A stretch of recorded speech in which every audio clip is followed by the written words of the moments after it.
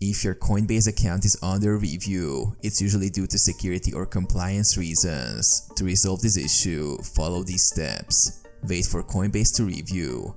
Initially, allow some time for Coinbase to complete the review process. This can take a few days to weeks depending on the complexity of the review. Check your email. Coinbase often communicates with users via email regarding account reviews. Make sure to check your inbox, including the spam folder, for any messages from Coinbase. Provide additional information.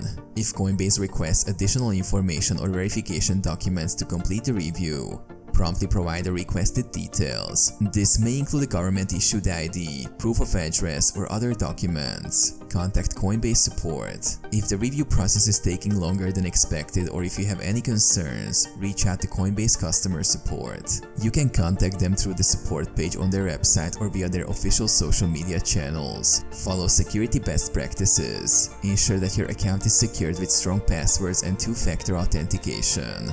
Avoid sharing account details or engaging in suspicious activities that could trigger a review.